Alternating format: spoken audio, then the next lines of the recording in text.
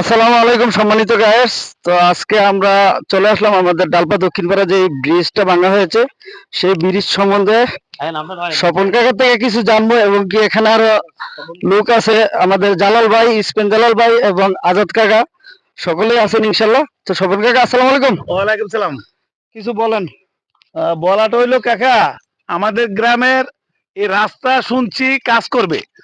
এই ব্রিজ গুলো, দুইটা ব্রিজ ভাঙছে। আমাদের স্পেন জালাল ভাইয়ের বাড়ির সামনে একটা ভাঙার পর আমরা বলছিলাম যে এটার কাজ শেষ হলে আপনি এটা ভাঙবেন। সে ওইটারে ভাঙিয়েছে, এটারও ভাঙছে। এবং জালাল ভাইয়ের বাড়ির ইট বালু, ওনার একটা ব্যক্তিগত একটা রাস্তা ছিল, এটাও সে ভাঙছে। এবং কোনো ক্ষতিপূরণের কাজ সে দুনো সাইডে কোনো করে নাই, যাতায়াত করতে পারে নাই মানুষ। এবং আমাদের এখন একটা সিজন ইরিগেশনের মানুষ ধান কাটার, এই ধান কাটার ইরিগেশনে মানুষ যানবাহন, রাস্তাঘাট এবং দুই পায়ে হাইটা দেওয়ার মতো কোনো ব্যবস্থা নাই। কন্ট্রাক্টরকে আমরা পাচ্ছি না। আর ওনারে পাইলে বলতেছে আসতেছি আসতেছি, ফোন দিলে 100 দিলেও একটা ধরে না। এবং এতে করে গ্রামবাসীর সাথে আমরা ভীষণভাবে বিতর্কতে আসি। এবং গ্রামবাসী আমাদেরকে, গ্রামের মেম্বার এবং প্রতিনিধি যারা আছে, গ্রাম পরিচালনা করি, তাদের উপর মানুষ খেলটা বারবার আমাদেরকে টেলিফোনে মুখে মন্দচারী গালাগালি বলে যে রাস্তাগুলি যেভাবে কাটলো, পানি রাস্তা খাল ভরে গেছে, আমরা ধান নিয়ে কিভাবে যাইতে পারে নাই।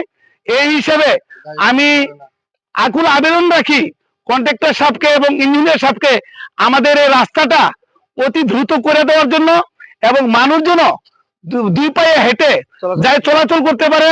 এবং যানবাহনের আমাদের এখান থেকে নবীনগর থেকে টোটাল আমাদের মেইন রোডে মানুষ আসা যাওয়া করে, কিন্তু এখন যে অবস্থা, আমাদের গ্রামের লোক আমরা বাইরে পারতেছি না। বাইরের লোক তো কি গাড়ি ঘোড়া নিয়ে কত যে কষ্ট।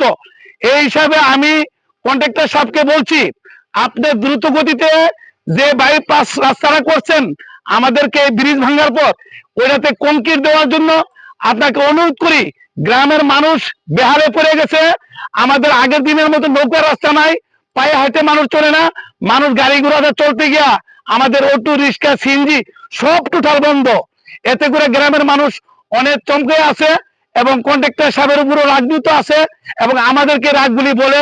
এই হিসাবে আমি গ্রামবাসী, এলাকাবাসীকে জানাচ্ছি, আমাদের কন্ট্রাক্টর সাহেব, এবং দয়া করে আপনি এই রাস্তাটা যেভাবে করলে ভালো হয়, আমরা চলাফেরা করতে পারি, সেই হিসাবে আপনার রাস্তাটা অতি দ্রুত ভাবে আপনি করে দেওয়ার ব্যবস্থা করেন।